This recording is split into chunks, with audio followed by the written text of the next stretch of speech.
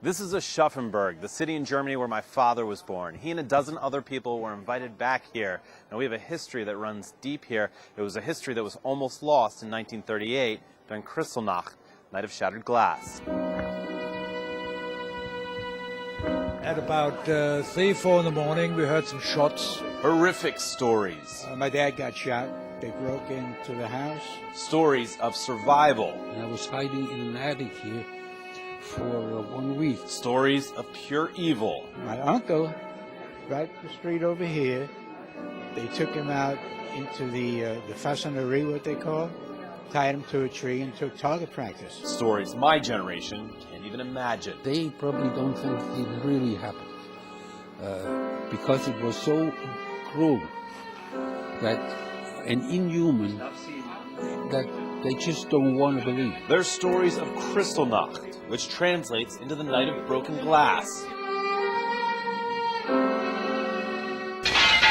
For 3 days in November 1938, Nazis ransacked Jewish businesses and homes and burned down the synagogues all over Germany. Fire brigades were there, but they only protected the buildings surrounding the synagogue, and the synagogue they let burn. 70 years later, the city of Aschaffenburg paid for all the Jews who left to come back to commemorate the anniversary. 12 survivors and about 30 family members made it to the small town near Frankfurt. Somehow people are awake in Aschaffenburg and take part in whatever they present along that line. My father is one of those survivors. A feeling of, what we have lost because of what happened here in Frankfurt and all over Germany. He, my brother, and I traveled to Aschaffenburg for the ceremony. I guess it's kind of one of those life moments that you have when you again see back to where you came from and where your parents came from. We stayed in Aschaffenburg, but took a day trip to Frankfurt to see where my grandmother grew up and where she was when Kristallnacht started. Can you imagine? I mean, if you kind of close your eyes and listen, how peaceful it is and how pretty it is here. I can't imagine what it was like when the Nazis were running through here. We saw the building that housed my family's jewelry shop until they fled Nazi Germany. It stings a little bit, but I mean, I think that where we are now is a testament to our grandparents and a testament to our parents and coming from having nothing and everything taken from them. And on the eve of Kristallnacht,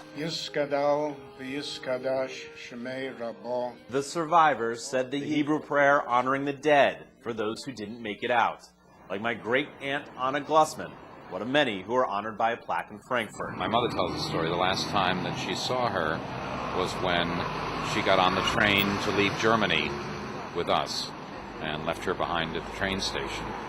After that, we know no more. But the trip had an optimistic end. So our history is Aschaffenburg's history. The survivors shared their stories with groups of high school students. We all try to make the world better.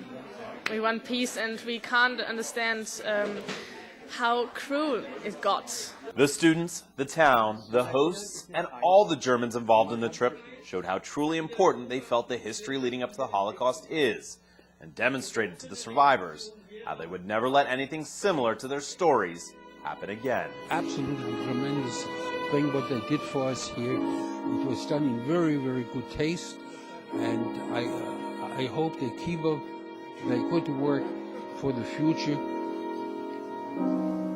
This has been an incredibly eye-opening experience. Before this trip, in my mind, my family's history only went back to 1938 in the U.S.